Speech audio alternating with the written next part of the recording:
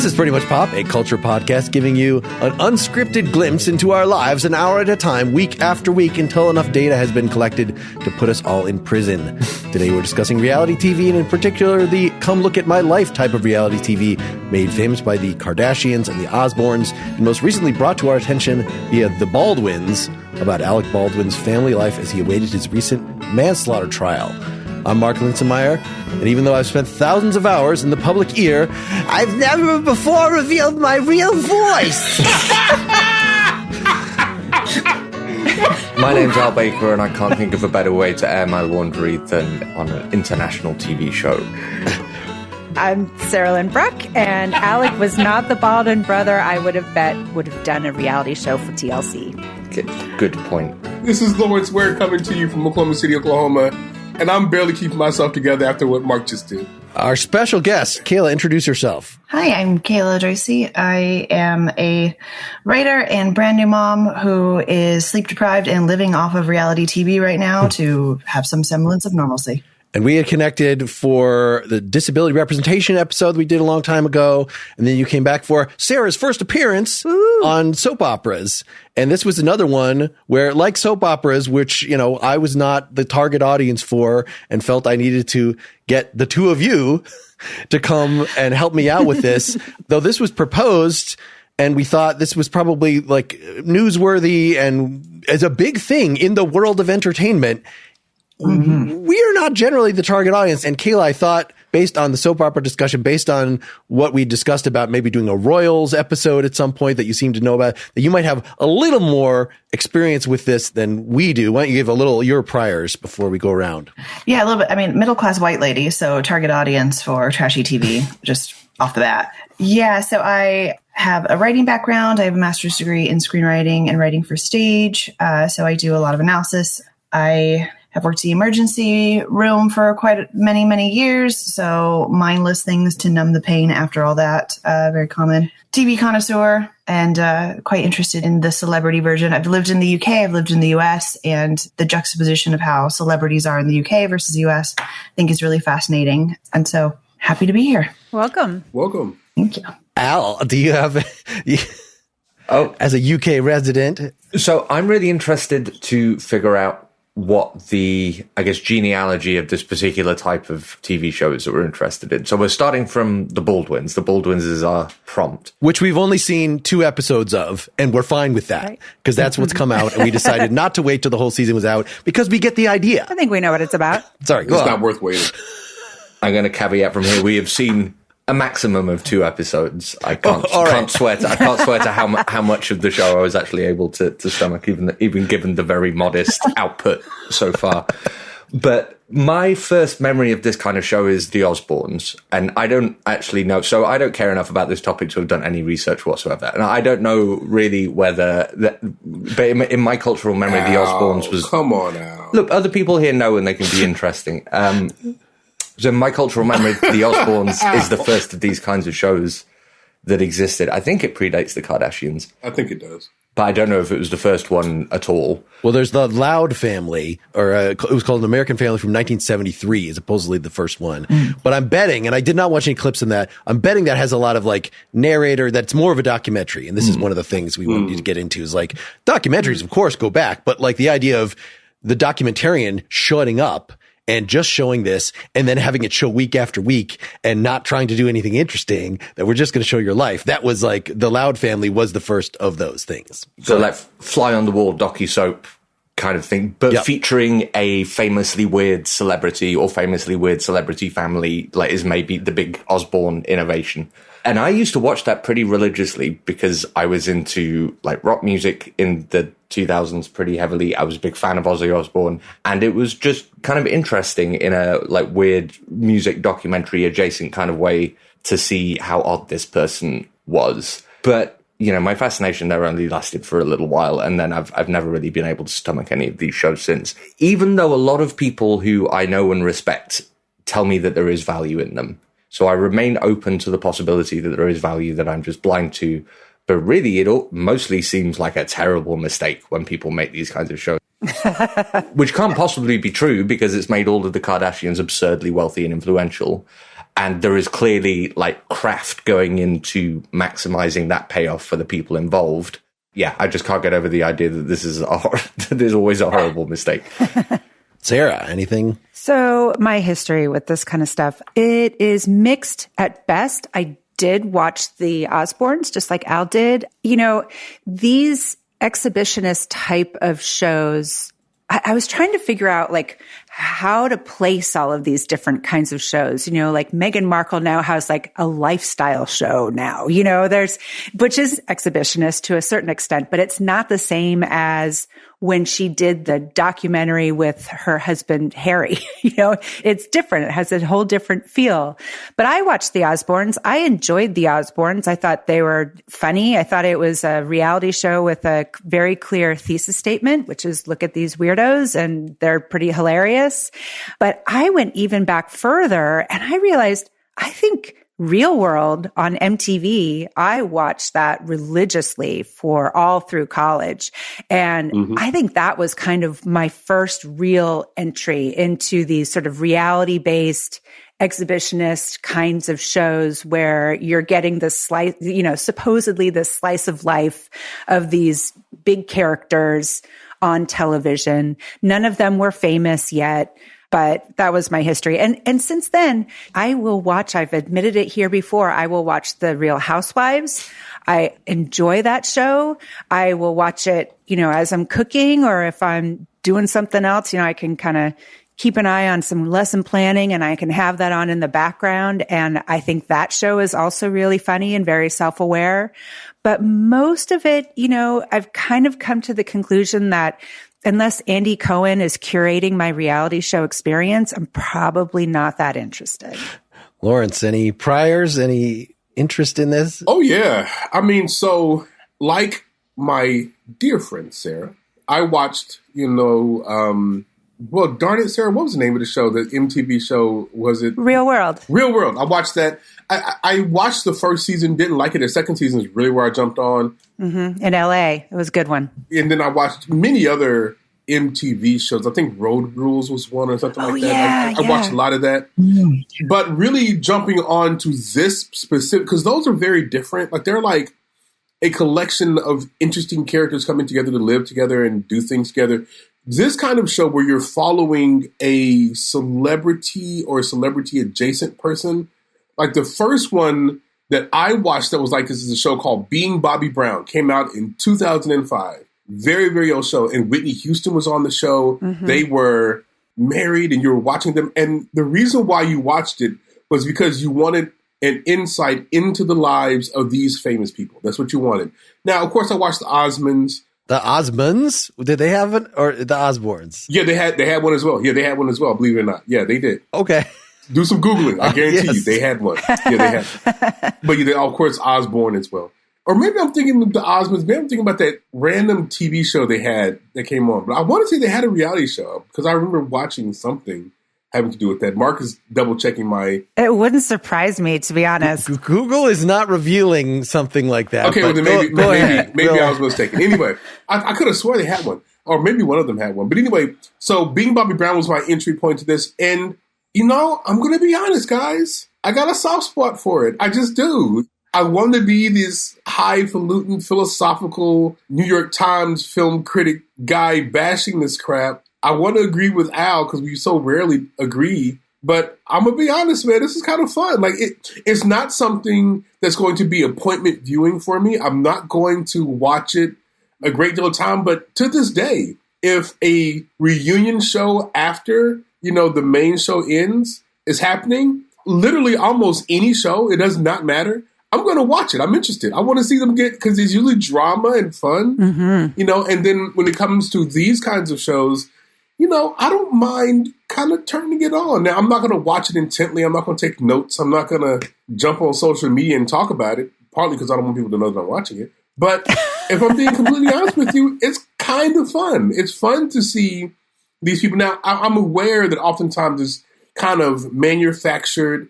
It's not completely organic. It's not like we're watching them lay in bed for 24 hours or something like that. Like, it's oftentimes kind of put together and they're doing things. There's kind of, you know, adventures that they go on. But it's fun, especially if the personality is good. It's really fun. The Andy Warhol reality show that just shows the person in bed. That would be terrible. That would be absolutely terrible. But it's fun if the personality is a really good personality. It's fun to watch it. I'm not going to deny that. There are some joys to be had watching that. Well, there is an offshoot now. I don't know if people have seen where, speaking of being in bed, they have the people who are in the show in bed or on their couch watching the show, commenting on what they're seeing. Yeah, I love that. Oh, man, like the 90 Day Fiancés group. That's the one, 90 Day Fiancé. That's the one, because I love watching them comment on what they're watching. It's so fun. Yeah. You guys had no idea. I'm down. Let's go. I kind of enjoyed this. So I guess my thesis, my voyage of discovery in this, just last week we were talking in advance of this, and Al was like, should we even do this given that we all despise this format? And clearly that was an oversimplification or projection on Al's part. Harsh. You were projecting, sir. You were projecting. You continue to surprise me. But I feel like in some ways it's not that different than a podcast or a talk show where some portion of it is just the people chatting and like, oh, these are people that I want to hang out with. Or conversely, that you want to make fun of. There might be, I don't know that I hate listen to. There are a couple podcasts that I hate listen to, but usually still it's about like what they're talking about. It's not because but I do find like the mind of Sam Harris kind of fascinating in a perverse way. And I kind of just want to, but enough is enough. Like I can Shots fired. Shots fired. There have been many shots fired over the years. This is nothing new. But yeah, I feel like, Alec Baldwin is at least somebody whose work I have enjoyed at times. So is this somebody, he seems like very smart and very funny, who I would enjoy in this setting. And it's of course very idiosyncratic in the situation that it is depicting, which apparently they didn't know. They had already decided to do the show before the manslaughter charge. So it just like a plot fell into their lap. Of course, we all know. Was it before the charges or after the shooting? That I don't know. I heard this secondhand from somebody. I should have actually researched this. I don't know if anybody. Okay. Yeah, I'd be surprised. I mean, that seems like incredible luck with how close he's been for so long. I'll try to put a link to something that tells the truth about this, since clearly I could not do. I was so overwhelmed in watching 5 minutes of this, 5 minutes of that I couldn't do basic research on the main show that we're covering. But yeah, that was the theory, that our dismissal of this, like on the soap operas episode, might just have something to do with like that I'm not the target audience. And if I was into fashion and fancy locales, then like the Vanderpump Villa show would be appealing to me, as opposed to something that I could not watch more than 3 minutes of because I was so repulsed by everything I was seeing. You talking about Vanderpump Rules? Is that what you're talking about? There's a spin-off about a resort. That's the one that I watched the beginning of. But yes, that's the long run. Go ahead, Kayla. Yeah. I mean, there's also like the non-celebrity versions too, which I think are sort of broaden the net for an audience and have some like nice variety, we'll call it variety, to them. So you have kind of the different levels of the reality, whether you want celebrities or not. I think if you look, a lot of them started really in 2008. A lot of the like non-celebrity reality shows like Watch Our Life that didn't have as much as that celebrity kind of exploitativeness, grossness to it. So I think there is a lot out there for people who, if they want to kind of low stakes for them, turn your brain off, maybe the opposite of FOMO, because I don't really want to be like any of these people. But how else would you see their lives if you're not, like the Polygamy Sister Wives? I will admit, a very intense Sister Wives fan. I do watch it every week when it comes out. 18 seasons, right? I kind of enjoy that show. That show as well. Yeah. It's great now because you're watching the women take their power back. And that is a fascinating part of the story that I wasn't expecting, because I didn't watch it for many, many seasons. But the past few, as the marriages dissolve, and you actually watch these people transforming, it has a much more in-depth and interesting story than you would think if you just are like, oh yeah, this guy has 4 wives and 18 kids, and I'm sure that's going well for them. No, but yeah, it's following the wives. And then I remember one of the first shows, I want to say, wasn't it John and Kate Plus 8? I think that was one of the first shows like that did that. And I watched that show religiously every single week. I watched that show. And then when things went bad, it became even more must-watch television, because she was low-key kind of mean to him. It was a great show. It was a fascinating show. I really enjoyed that one. Mark is shocked that I enjoy Lawrence this stuff. contains untrammeled depths. I am always discovering that his appetite for entertainment knows no bounds. Secret TLC, seafoodie. It's sort of a thing of like the American Idol, where everybody watches the first few episodes during the auditions where the worst people are, and then peter out so much by the time they get to the good stuff. I think sometimes reality TV is giving us the opposite, where it starts off pretending to be good, and then we watch these relationships implode because of the stress of being under the camera all the time, how you're being portrayed, that narrative. I mean, there's not really a reality show couple that have survived reality shows in celebrity and non-celebrity. No. Generationally, I was thinking about your comment, Mark, about how you don't feel like you're the target audience for a lot of this stuff. And increasingly, I'm feeling that way too. My daughter came home when she was home from college. She was like, Mom, you got to watch The Secret Lives of Mormon Wives. And I was like, what the hell is that? It's so good. It is so good. So we watched so good. every single episode together, and she had already seen it with her roommate. So she wasn't learning any new information about these ladies. I mean, I guess they're all closer in age to my daughter than they would be to me, certainly, but they all have like 6 kids. They're all like their own version of Hillary and Alec Baldwin's family, except they're different in lots of ways. Not super rich? No, they're not super rich. They're not going to their mansion in the Hamptons, but they are all big personalities. They all actually kind of reminded me a lot of Hillary Baldwin in that they were all very eager to overshare on national television. Oh, yeah. Mm-hmm. But she loves this. My daughter loves this show. And I was a little bit like, I don't think I really need to see any more of that. It was nice to spend the time with my kid, as always. But watching that show, I was like, this was not for me. It's weird that it's for my 20-year-old, but it is definitely not for me. It was definitely for me. Yeah. Oh, me too. So into that. That is so interesting. I did a search. I was trying to find, like, are there some good articles that were just explaining, why this is great or a terrible form. So I searched on reality TV, Western civilization, because I feel like this is if an article is saying this shows the decline of Western civilization, that would be a thing that writers would put a lot. Mark, we're supposed to be positive. That's How many results did you get? Well, so this actually led me to a 2012 article I linked people to that was positive and was making the point that Kayla's making, that even as they try to curate their personas, reality will out eventually, because I had been thinking up to this point that a reality show is basically a documentary that overstays its welcome. That is a wonderful take. That there's so many of these, like, what are the lives of Mormon wives like? But like, show me a half hour exploring the lives of Mormon wives and just explain to me, or these various medical ones. Don't like make me live with this for 10 hours or something, but it's only after the 10 hours and the people have gotten used to the cameras and they let their guard down that their true character comes forth. And so this article was saying that it actually serves the purpose that, like, preachers, it's moral education in a way that we wouldn't get otherwise, and that you can't get through just a manufactured author-written story.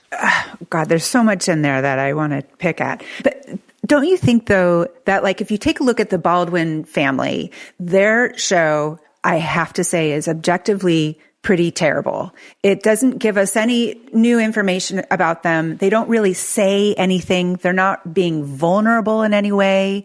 I feel sorrier for the Alec Baldwin's bags under his eyes than I do anything else in that show.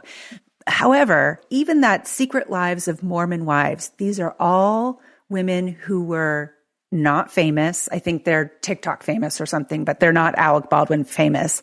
And it seemed like they were not driving that bus. It was the producers who were driving that bus and telling that story. Whereas I felt the opposite with, like, Alec Baldwin's show. I felt that he was so determined to drive that bus and make sure they didn't say anything that was untoward, anything that made him look like a jerk. The end result for me was pretty dull stuff. Well, I think you also have a control issue there, is that Alec Baldwin has the money and the influence to control the narrative. Absolutely. 100%. Whereas when you look at non-celebrities like Sister Wives or 1,000 Pound Sisters, I mean, Teen Mom has been really exploitative of those girls. those people aren't the ones in power. And those people are typically people who are more economically depressed. So there is a huge economic incentive for them to play along, to go with it. Cody Brown from Sister Wives has filed bankruptcy like 4 or 5 times. I mean, they're constantly in financial hardship. So the power dynamic is so different. I think that for Harry and Meghan, that documentary, ugh. Oh, I know. I have very strong opinions about that. Ugh. I hated that show. Oh, so bad, so bad. It was not good at all because it pretended to give you access, but you didn't really get access. Oh, yeah. Especially complaining the whole time about people taking access from them. Yeah. It's like, you know, oh, we don't have any privacy. Let me tell you all about it. Like, ugh. Exactly. Like, what are you doing? I'm sorry. Go ahead. But it was so clearly contrived. It was so clearly controlled by them that's why I kind of think the celebrity and the non-celebrity version of reality TV don't even deserve to be in the same category because the power dynamic is so different. Yeah, you're so right. Alec Baldwin, I mean, his PR guy, I just imagine like 8 PR people behind him in every single scene, like giving him cue cards of like, you know, SNL PR version, like, don't say this, mention how sad you are that she's dead again. Just remind them it's been 3 minutes. This is super interesting because everything everybody said is exactly right. However, like all of these shows where the person to begin with is rich and powerful enough to control the narrative, because you got like the Osbournes and the people who are washed up, right? At least to begin with, they're probably not in a position to control it, probably don't understand enough in those early days about what's going to happen in order to be able to control it, even if they had the ability. But in the case of like the Harry and Meghan documentary, and definitely in the case of the Baldwins, that control clearly backfires on them enormously. One of the things that grated me most about the Baldwin thing is the amount of time they spend sympathizing overtly and then apologizing for sympathizing, because they have to go. It's not even the sympathy. They spend time. Obviously, they have to spend time talking about how badly they feel about it, but then they have to spend an equivalent amount of time apologizing for saying that they feel badly about everything because they need to make sure that they're not upstaging the grief of the people who know someone who actually died rather than the guy who shot her. So it's torturous all the way through. And what perplexes me is that when I was watching that show, I thought it seemed like a cruel joke was being played on the Baldwins. But from everything that you guys have said, that the obvious thing is now that it is a cruel joke that they have played on themselves, because it just doesn't make them sympathetic at all. No, it doesn't. I wonder if they're in that sort of situation where there's no one there that's going to warn them. You know, if they've surrounded themselves with yes men and they're like, listen, I've got a great idea. We're going to do a show and we're going to tell everybody how sad we are about this thing that happened and keep apologizing for being sad about it. That there's no one around them being like, listen, this has never worked. I imagine from Harry and Meghan looking at kind of the rumors of how many staff come and go, that if there was anyone there being like, hey, this is probably going to backfire tremendously, they've just gotten rid of those people. So the only people there are saying the yes people. I mean, we all have this idea that celebrities get a lot of their problems taken away from them. They have a lot of, you know, they have entire PR firms. They're like, this is a brilliant idea. This is going to fix everything. But are they actually in touch enough with the people who are consuming this media to heed the red flags? They could have asked any one of us. We would have been like, probably not a great idea. Probably just, you know, absolve into the background. But if they don't have those people who are willing to tell them that, how are they going to know?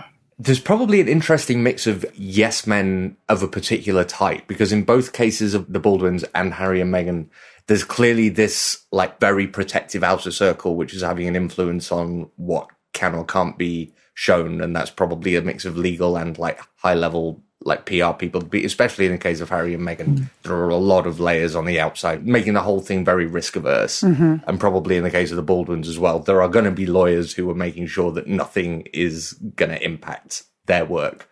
And if it was just yes men, you might have something that is a more interestingly spectacular car crash. Because especially in the case of people like Alec Baldwin, who are deeply odd, you feel like that there's probably stuff in there that's been kept back that wouldn't necessarily have been kept back if it was all about. Because why do this show in the first place? If you're Alec Baldwin, why do this show in the first place if you didn't think that if the American public got to know you, they would think that you were a really sympathetic character? I was thinking about that, why both of them would want to do this show, because I think they're both have an image, an outside image that is less than pristine right now. We all know what happened with Alec Baldwin and the fact that he is not getting the jobs that he used to. But his wife also has had, I think kind of she needs an image makeover as well. Yeah. I just wonder, though, circling back again, I think it was you, Al, who said about the audience, or maybe it was Mark. Anyway, doesn't matter. Who is watching this and why that audience's opinion of this family would matter or even make a dent in their image makeover. It still mystifies me. Maybe they're getting paid. Maybe this is their way to pay for all 7 of those kids' college education. I don't know. But I know that both of those two need an image makeover, but I just don't see how this is going to help that at all. I want to defend the show that I feel like, based on what I've seen, that I think they're being genuine. Obviously, there's editing going on, and I have a problem with most of these shows in that they are edited so that they are basically meant to be watched while you're looking at a second screen or understood by people who are really dumb. Just that it constantly reminds you of what the theme is, what the thing is. It redirects you. And this is even, a well-produced show, I feel like, does this. So it's a little mystifying to me. But yeah, I just think that they're kind of exhibitionist people, particularly Hilaria. And again, there might be I'm sure there are lawyers and people at the editing stage, but as far as people like in the room telling them what to do, or like, hey, let's strategize to make sure we hit this, I don't think so. And I think it wouldn't be as effective as it is because, he's like actually depressed. And so I just think that there's enough in just trying to do the things. Obviously, they're controlling how much they show their nannies because they say they have 4 nannies. And even though they have 7 kids, like it is not obviously a zoo, but like if you were actually there at their house, you would see the nannies a lot more. Let's put it that way. Maybe they just didn't sign on to be on the reality show. And that's the thing. I don't know. Maybe they can't afford to have them on camera. They spend all their money on Alec and Hillary. They're on a little bit, but not much. Speaking Spanish, too, to try to get that bilingual aspect on there as well. Yes. But it's also 2 episodes in. So I think, it's kind of that warm up. It's like that first pancake. It's never a good one. It's the rest that you really enjoy. So I think we'll see it devolve or evolve, one of the two, very quickly. She certainly was throwing around really big terms like about his mental health, that he has PTSD, that he has severe OCD. By the way, I just saw him picking up after his kids. I was like, I don't know if that's really technically OCD. If he has these mental health problems stemming from a traumatic event, they did not do anything other than speak in very general terms about that. And that's where I felt like, oh, you want to do an image makeover? Talk about it, but it just seemed like they would sit down on that stupid couch and have a manufactured conversation about nothing, essentially, which would last all of 45 seconds. And then we would spend most of an episode of them driving to the Hamptons and arguing about where the cats are going to be, and it's like, oh God, is this the best use of our time here? Yeah, that's the whole thing with reality TV is no. that a documentary that was actually about like the harrowing days, when he was waiting for his manslaughter trial would not be run like this. But is it really just a matter of like, I'm putting a lot of emphasis on, is there a narrator or not? So I started watching, just flipping around reality shows like one called Dirty Jobs. Yeah. But clearly it was just Oh, yeah. Let's look today at what it's like to, farm bat guano. And no, this is just a documentary. This is about things that are weird and interesting. This is not what we're talking about. That there's something about it overstaying its welcome and like you living. Maybe this is the thing why it can't be tragic. Like, could you have a show like this that was about people on the Gaza Strip? Like, it seems like you couldn't because you could have a documentary. Oh my God, no! You could, of course but would you want to spend hour after hour? I mean, I can see. Of course not. I bet something like this has been Real Housewives of Gaza. Real Housewives of Gaza would not. That was go dark, over Kayla. very well. That would not go over very well. I mean, there are other shows, there are dramatic shows where we are asked to live with, wow, I'm inflicting this on myself of somebody, like the whole premise of the show is that you just lost your son and you're grieving for a whole season about losing your son. Like if I'm willing to sit through that, then Potentially, if somebody is self-conscious enough to if somebody is unself-conscious enough to like want to express that story in a reality news / format at length and still say, look at the little moments that still happen in Gaza. Isn't it beautiful? There's a pitch there. No, there is no pitch there. I mean, because the reality is that the show that you're talking about was a show that was written and it's crafted in a particular kind of way.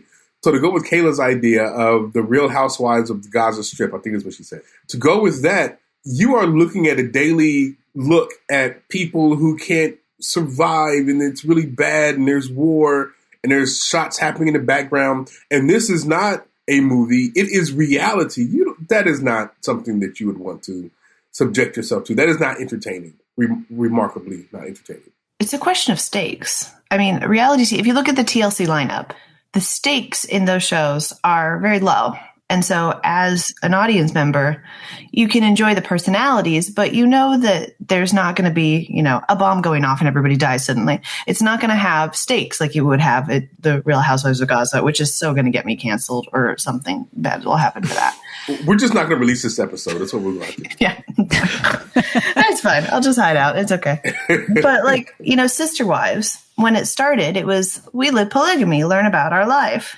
There was low stakes. And so as a consumer, you can get emotionally invested in the characters, but you're not really worried about their cancer journey or any of these tragic things because that's not what it is. That's not what it's pretending to be. Right. And there is something, I think, kind of lovely about something that is just this basic surface level entertainment that doesn't have to dig into the deeper thing. It reminds me of Emma Thompson once. Somebody was asking her why she did Nanny McPhee. Why she did all these things for kids. And she's like, you can just have fun. Sometimes entertainment can just be fun. It doesn't have to be life-changing. It doesn't have to alter your world. It doesn't have to teach you a lesson. It can just be fun. And I think that's one of the things with at least non-celebrity reality TV is that it can just be fun. It's not challenging us. Yeah, we can watch 3 screens. You can make an entire 12-course meal while you're listening to Sister Wives, and you don't have to get into it. But there is something kind of enjoyable about that. And I think we can enjoy it without feeling like we've morally bankrupted ourselves or that we have to hide a closet and never let anyone know that we actually know who Cody, Janelle, and Mary and Christine Brown are. That's such a good point because we don't say the same things about somebody who is watching the British baking show, right? We watch that show for the exact same reasons that you just stated.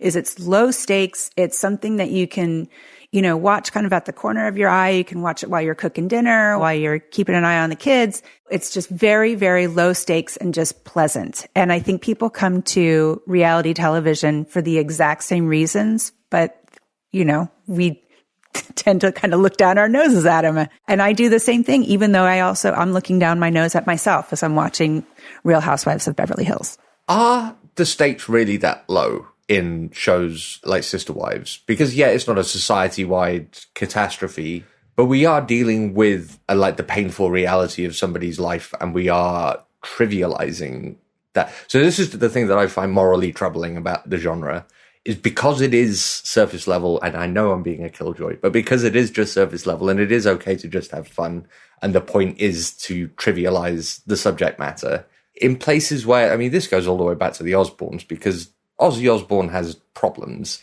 and the show was about making fun of those very real problems that he has, and trivializing, his addiction and multivariate mental health issues as essentially comedic. And that troubles me, especially when it doesn't seem like a necessary part of. So if you're the big TV company and you're like, we need third screen entertainment, or we need stuff that's just good fun, why do the reality TV bit, which invariably involves trivializing some real stuff for someone, rather than, for instance, have a soap opera, which is dumb and stupid, but doesn't involve exploiting real stuff? I guess the question is, why does it have to be real? What itch is that scratching that a fictionalized soap opera kind of show wouldn't? Yes, I wanted to ask this. Just, a lot of people just cast reality TV as it's just nonfiction, that you're doing many of the same things. Like you could watch a romantic comedy or you could watch one of these reality dating shows, and it's basically the same thing. But of course, there's the exhibitionist / voyeuristic aspect that makes you feel dirty about the latter, where you don't feel that about, is it worth the cost? Should we feel dirty in that way and feel a little disgusted about the people who display their lives this way? And if we get past that, we're like, these are just consenting adults. They want to show this. This is part of how they're participating in the culture, just like we're putting ourselves out on a podcast. Are we getting something real in a way that, it's beyond the mind of one single writer who's going to put this thing together? And of course, in the case of romantic comedy, it's all going to be just tropes, and it works out and you can predict beforehand. In reality, you don't actually know what's going to happen. I mean, well, to my mind, a show like, I keep wanting to say the Osbournes, but the Osbournes, a show like that, the reason why I stopped watching that show and the reason why I ended up feeling icky about it was I wasn't completely sure that Ozzy was in the right frame of mind where he could agree to be on a show as consistently as he was on that show, and them showing the things that was going on. I always got the feeling that maybe he was not on board with that. And that made me feel uncomfortable. And maybe that is just me kind of projecting my own stuff onto that. But that's what always made me uncomfortable about that show. A show that I love, I'm going to out myself. Every single time a new season starts, I watch it faithfully, is a show called Love After Lockup. I love that show. It is one of my favorite shows of all time. It comes on WeTV. I record it. I watch old episodes over and over again. I love that show. Legitimately love that show. Is it contrived such that, like a dating show, or is it just like tracking people in these situations? No. Okay, so, oh my gosh. Okay, so here's what, and it's so great. It's a lovely show. Here's what it is. What it is guys or gals are about to get out of prison, and they are in relationships with someone. You follow them for however many months or weeks or years, depending upon what's going on with them. You follow them and you get to see what the relationship is like and what happens. And oftentimes what happens is that it ends disastrously because, a person who's in prison oftentimes gets out and they kind of want to live their life and sow the royal oats and all that kind of stuff. And this gets back to Kayla's points about the stakes. Because, Al, when it comes to Ozzy Osbourne, the stakes are going to be high because of what's going on with him. When it comes to certain kind of celebrity individuals, the stakes could be high. When it comes to, like, Love is Blind, or when it comes to something like, by the way, Love is Blind, love that, watch it, it's wonderful. Anyway, but when it comes to shows like that, or when it comes to shows like Love After Lockup, the stakes are low. Now, the stakes are high to them in the moment because they're in the moment and they're falling in love with someone or a relationship is going bad or something like that. But overall, the stakes are not that high because people get together, break up all the time. It's not that high, not really. Now, when it comes to things like the Mormon shows, where you begin to follow people after that first initial season, you begin to kind of see what's going on with the children. You begin to see what's going on around them. Then the stakes can kind of start creeping up on you because now you're dealing with real life stuff that's going on. But initially, those stakes tend to be low. But the longer you stay with the person and the longer you live with the person and you see more and more and more, and you begin to kind of get a little bit more of a peek into the totality of their lives, you begin to realize those stakes can be high. But Kayla's right that oftentimes if you don't go too far with it, the stakes can be quite low. So you will get a cancer story eventually. Eventually you will. On any show like that. And it's happened. Well, not any. Okay, stop. If you got 20, 10 people. Or divorce storyline. Yes. Yeah. Something bad's going to happen to somebody just by the odds. But it is going to happen. Yeah, definitely. It's just odds. But that's the reason why I don't love going too far. So usually I kind of tip out around season 3 or something like that. Because if it keeps going too far, then I start playing with fire. And now I'm dealing with other stuff that I kind of don't want to. It's not fun for me. The reason why I watch these things because I enjoy watching them. It's fun. Once you start getting to deep, heavy stuff, I don't want to do that. So I watched a whole episode. I just looked through the episode list and I found one that seemed very self-contained of My 600-Pound Life. And it was such a bummer. I'm like, who would want to watch this again and again? I can't watch that. Yeah. I understand that some of the arc is supposed to be about a weight loss journey. And so people that are really concerned with that might enjoy this. But this particular one that I picked, in fact, the guy never lost some weight, but never enough to like get the surgery. And then he was never on a future episode. So I assume he died because that was clearly what was going to happen. That's dark. I did not Google it, but yeah. Some of it I think is self-soothing for us. It's, we have the FOMO, and I think the reality TV gives us the opposite of what is a type of life that I'm not a part of, that I don't want to be a part of, and what are the pitfalls of it? 1,000-pound sisters, toddlers and tiaras, sister wives, the 17, 19, 18, 20, 8 kids and counting. I'm never going to be a polygamist. I'm never going to be a fundamentalist with 20 kids, I can assure you. Just the one so far is good. Shop is closed. But Toddlers and Tiaras, that's a good show, though. That's a really good Toddlers and Tiaras. And that was one of the ones that really kicked it off. Is this window into a life that we don't want to be a part of, that we know exists, that we want to see a little bit of. And it's an accessible way to consume that. When I was thinking about the trajectory of how we got to reality television, think about how we used to consume celebrities, back in the 20s, 30s, 40s, 50s, you'd have your media, and then you would have these celebrity gossip magazines. And my 90-year-old great aunt is telling me about how she used to save up her 10 cents to go buy one every 3 weeks so she could read all about Clark Gable and everything that was happening with him. The internet has changed our access to these things, and the internet has changed our access to other people. If you're in a small rural community and you are a part of the Mormon church and you've only been a part of the Mormon church, you're going to know how Hasidic Jews in New York live. But reality television, the internet, gives you access to that where you can passively engage with it without having to really put a lot of effort in. Whether or not that makes us better people in the end, I think society will tell, and we're probably not doing great. I bet a lot of New York City Jews have written books that you could read and learn about that experience. You could. But it's not as fun. It's so much easier to put on YouTube and watch, a couple of clips of Oprah going into Hasidic communities and learning about them than it is to put that much effort in, especially if your daily life is survival. If you're working 40 plus hours a week, when I worked in the ER, that was intense work. And when I got home, this was, in the 2011, there was a lot of TLC stuff just vomiting reality television at us. And it was an easy way to see a different life. What would it be like if I was, a young married Mormon wife and all I had to worry about was cleaning my house and taking care of 12 children? I don't want that life. I've seen a snippet of it.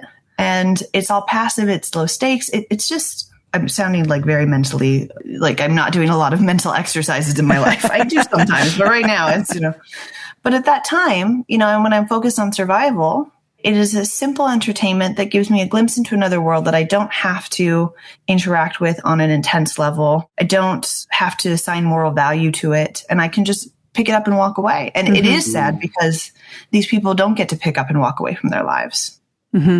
It just made me think of how social media has affected reality television, and I was thinking back in the early days, the Osbournes came out in 2002. And at the beginning, we had a lot of social experiments. Reality TV was seen not as a way to really kind of help with anyone's image or anything like that. It was really kind of a social experiment. Do you remember that show, Wife Swap? Oh, yeah. Okay. I know. So anyway, we watched that and we were endlessly delighted with that show for some reason. But I don't know that a show like that really kind of exists today when so many people can kind of tell their own stories via an Instagram reel, right? And celebrities are doing that as well. And that's what makes this Baldwin family show kind of boring because it feels like a 30-minute Instagram reel in a lot of ways. If that show had come out 20 years ago, I think it would have looked a lot different. Yeah. Well, and I want to hear more about Danny and Steven and Billy. I thought that was what it was going to be about, was the Baldwin brothers. Steven has done reality shows. He's been on The Celebrity Apprentice. I looked it up because I was like, why? Where is he? He's the one I would have bet would have been, but he did Celebrity Blackjack. He did Celebrity Big Brother. He did an all-star Celebrity Apprentice. He's done a bunch of reality shows, which is a surprise to no one. I wasn't sure with Real World. I never watched that. I kind of confused it with Big Brother. Like, was Real World an artificial situation? Because even the Housewives ones, it's like, let's get these wacky characters together and see what happens. And that seems like fundamentally different than here's how my life is running, where we're all kind of isolated and we don't necessarily go out and meet up with our peers in this way. Like if you did do the Baldwin brothers, like how much time do they actually spend together? You'd have to consciously get them together to film them. Mm-hmm. So, okay, I just found it. The Real World catchphrase was, this is the true story of 7 strangers picked to live in a house, work together, and have their lives taped to find out what happens when people stop being polite and start getting real. I love Severance reality show. Let's put people that is in. Not okay. Okay. Such Go ahead, bullshit. Al. So, Kayla, you was being so convincing with your theory about, like, this is satisfying a noble human need to be interested in people who are not like ourselves, and that's an important route for, you know, moral development. And the other ways that we might have done this previously would be through, you know, a New Yorker feature delving into some weird, like, subculture or whatever, or, you know, some short books or whatever, or documentaries. And you're absolutely right. That is a heavy cognitive load, and we shouldn't expect people to be able to necessarily indulge in that all the time. However, then I knew it. I knew it. However, Sarah Lynn threw you under the bus for me because she brought up the social experiment angle of the slightly earlier crop of reality TV shows. And what that made me realize is that was the previous excuse, right? That this is satisfying a noble human need to find out, just to like push the limits of pop psychology, right? Let's find out what happens. The Stanford prison experiments. on TV, which, you know, famously a morally completely fine thing to do. So now my suspicion is that I think you're absolutely right. That is the best available like excuse for this kind of show existing. Now I suspect it's just an excuse, because what was the real need that social experiment reality TV is satisfying? It's just voyeurism and exhibitionism, really. Yeah, 100%. But I think as humans, that's what we need and that's what we crave. And whether or not that's morally acceptable, I mean, that's something we definitely need to wrestle with as a society. But consuming other people and peering into lives and, you know, exploiting other human beings, I think is a tale as old as time. It's just a different way we're doing it now. And the power dynamics are shifting and switching. And, you know, do I love all the time I spent watching Teen Mom? No, 100%. Does it make me feel icky if I think about it too hard? Yeah, for sure. But the reality is, unfortunately, I'm not going to spend a lot of time wrestling with that with myself, which probably makes me a terrible person. Again, I'm really not coming off well in this podcast. It was great to see you, Mark. I'll see you again in another 8 years. You're coming off wonderful. I'm sure I'm being like way too morally censorious about the whole thing. But yeah, I remain suspicious. No, we should be better people. We should be better people by now, but we're not. Guys, all right, let's be honest, okay? Let's be honest, because we like to get on our high horses about this. We just did an episode about Bob Dylan, and we had all these conversations about the stuff that happened in Bob Dylan's life and how he was not a wonderful person, but nevertheless, we were interested in that. Same thing is true when it comes to Michael Jackson. I'm interested in that guy. I'm interested in what happened, why he made decisions that he did. I'm going to be honest. I'm going to out myself here. I mean, Kayla's outing herself. It's time for us to all come out of the closet and be comfortable here. When a person dies and we don't know what happened, the first thing I look for is what happened. Why they died. What happened? Because there's something about us, or maybe it's about me and Kayla. I don't know. There's something about us as human beings, I think, that we're interested in that stuff. Like, we're interested in what happened with Marilyn Monroe. What was going on with her? We're interested in people who get married 7-9 times. Elizabeth Taylor, what was going on with that? And we're interested in that. And so I think that what it is that today, maybe it is we have a lower opinion of the people who go on the shows and do those kinds of things. But nevertheless, the people who were secretive and just as messy, we look into what was going on with those individuals. So I think that there's nothing wrong with a person being interested, watching, because we're all at core a little bit voyeuristic. Now, we may choose who we want to be voyeuristic about. We may have different tastes, but we have, all of us, a kernel of this voyeuristic kind of gene within us that leads us to kind of seek these things out. Now, maybe you're like Mark and you enjoy reading those New Yorker articles, or maybe you like Al and you enjoy, I don't know, a famous British publication, but you enjoy reading those things in that famous British publication or whatever. But for me and for Kayla and Sarah, even though she doesn't like this about herself, we like reality TV, and it's okay. But you said, Lawrence, at the very top that you are all of these things, that you contain all of these multitudes, that you... I never said that. I never said I could. Mark said that about me. Well, I'm paraphrasing. I'm very simplistic. Go ahead. No, you're not. You're really complex. And I think human beings are complex, like we can want to read great literature, or I can speak for myself. I want to read great literature. And I also want to watch Lisa Rinna yell at somebody else on Real Housewives. Like I want both of those things. And I don't think that there's anything wrong with that. Thank you, Sarah. I want to, at this point, call out Lawrence and Sarah Lynn in slightly stronger terms, not Kayla, because you weren't on this previous podcast, so I can't hold you as a hypocrite in the same way. Okay. I'm a hypocrite? Me? I'm a hypocrite? Okay, you better make this case. Yeah, we're going to get there. When we did our episode about Nathan Fielder's The Rehearsal. I knew we were going to go there. I knew it. You, Lawrence, Okay. and you, Sarah Lynn, were leading the charge against the show because you felt that it was exploitative, and you felt it was exploitative for insufficiently highfalutin reasons, and I was trying to excuse the show because I thought it had good highfalutin reasons. Now I put it to you that these other shows that you're talking about that you apparently enjoy guilt-free are every bit as exploitative with clearly no highfalutin reason behind it. We're about to get into a fight. Okay, go ahead. As a final topic, because we got to wrap up time-wise here. Forget your clock. We're about to start a the fight. new excuse Go ahead. I'm sorry. is education. So Kayla's been mentioning these alternate lifestyles. Like, it's what we would use literature for. It's like you could read a really well-researched novel, or you could just watch The Sister Wives and get the same sort of information.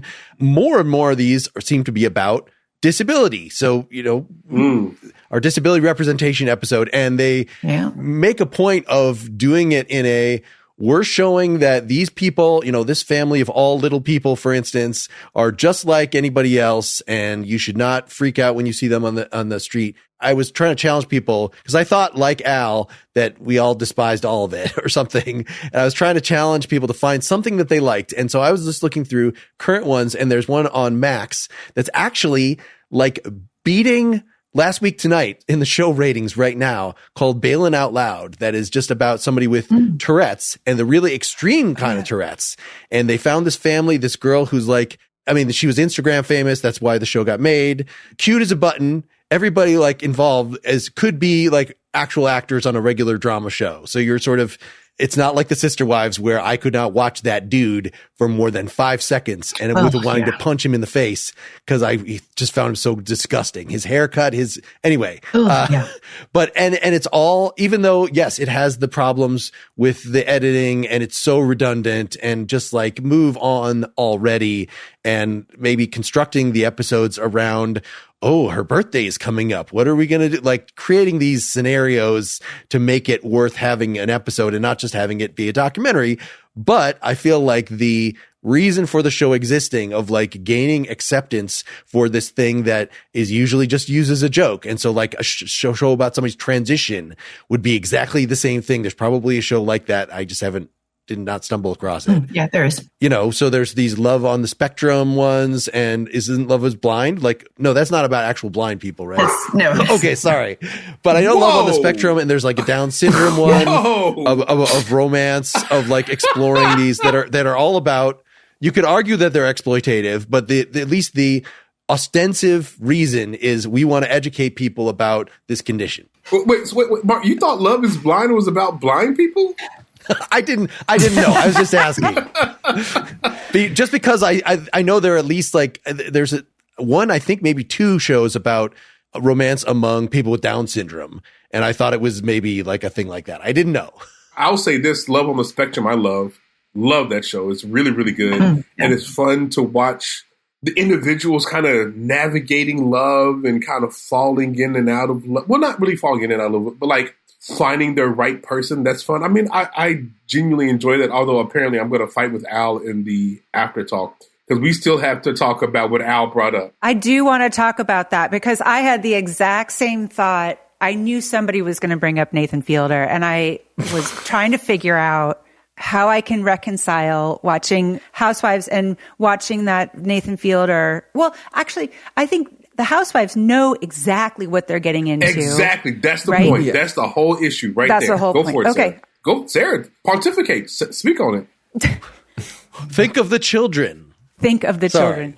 But I do think it, to a certain extent, we've all been around reality television now for over 20 years. You know, if you're going to engage, you know what you're getting yourself into. Mm-hmm. With Nathan Fielder, I wasn't so sure that all of them, I was pretty sure that a lot of them didn't really understand what they had signed up for. They had no idea. And that's the reason why I maintain what I maintain. Because when you sign up to do, Love at the Lockup or Housewives or whatever, you know what you're signing up for. Now, are the editors and whatnot going to exploit you a little bit? Sure. But you know what you're signing up for. Those individuals on that show, I do not have any confidence whatsoever that they know what they're signing up for. They may know they're on a show, but they don't know that they're going to be made fun of, or they don't know that he's going to poke fun at them, or something's going to happen at their expense. I just genuinely don't think that they understand that. I think that's fair to a point, but I do want to underscore Kayla's earlier point about the power dynamics at play in these kinds of shows. Firstly, even though there are, where the participants are not famous, powerful people, the way that they are treated is just entirely at the whims of the production company, I guess, is the bottom line. And to Mark's point, there are clearly good ways of making this kind of show where it's not dirty, it's sensitive and it's beautiful and it's a great exploration. And the thing that draws people in to watch those shows might be the same kind of thinly veiled voyeuristic tendency that drives their engagement with other shows. But at the end of the day, it's on the people making these shows to make a show that is both compelling and sympathetic. And unfortunately, it's very easy to make a show that is one thing and not the other. And it's probably easier to make the show that is compelling while also being exploitative. So maybe the answer to my censoriousness is to be more moralistic about the production of these shows than about the people who engage with them, because you can make the show in a nicer way. I think if you're going to argue that kids shouldn't be allowed to have trans surgeries or something like that, kids should not be allowed on these reality shows. You're showing your children, what are they going to think about that? They're not of age to consent to this. What's interesting with Teen Mom is now some of the kids who were the infants when the show first started are becoming teenagers. And I've only seen a few clips on Facebook suggestions. I don't want to go back into it, of these teenagers who are now being asked, hey, what do you think about that time that we recorded your mom hitting your dad and walking out? And that was definitely a line for me in which I've had to stop engaging with that content. But we're seeing that now. And that's a, something that takes time to get to, because now these kids, John and Kate plus 8, those 8 kids are adults. And when they do speak out, they have very not pleasant things to say about the experiences that they've had. A lot of the brown kids from Sister Wives have their own podcast. They're making money and making a living off of it now, but they're saying their point of view without any producers or editors guiding their hands, which I think is an interesting thing. And I think we're going to see more of that in the next few years as those kids who were part of it without their consent are now suddenly in a position to advocate for themselves. And they have platforms to do it. And I think they should. Or adult Honey Boo Boo. Oh, yeah. Gosh, I'm outing myself. But there's a reality show, Mama June, that I watch that comes on WeTV, and it is not pretty. But Al, to your point, there is a TV show. I didn't love the second and third season, but the first season was really, really good. It was called Unreal.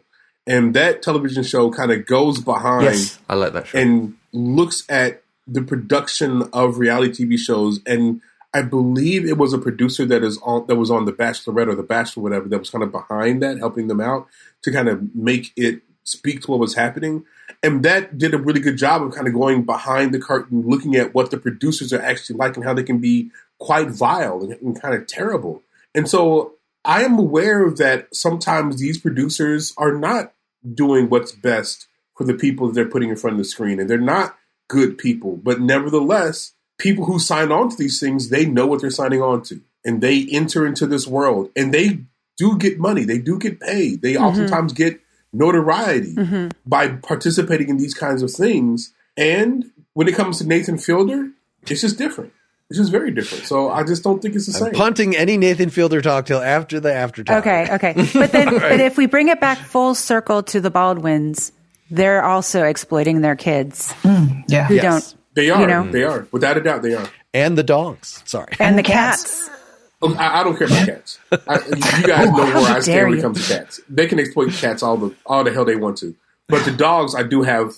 I feel bad about the dogs. All right. We'll have a different show about pet exploitation, reality shows about pets, because that's what I do. That's on the another internet. hour.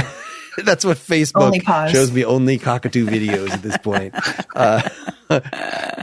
No, wait. I just want to say, Kayla, only pause was immaculate, and I'm sorry it didn't get a better reception in the room. Yeah, I agree. We stepped on it. I would start it if I couldn't get sued, but you know. Thanks so much, Kayla. Thank you, Kayla. Thanks for having me. All right, bye, everybody. Bye, guys. Bye. Pretty Much Pop is part of the Partially Examined Life podcast network. Get more Pretty Much Pop at prettymuchpop.com. Get bonus content for every episode at patreon.com/prettymuchpop.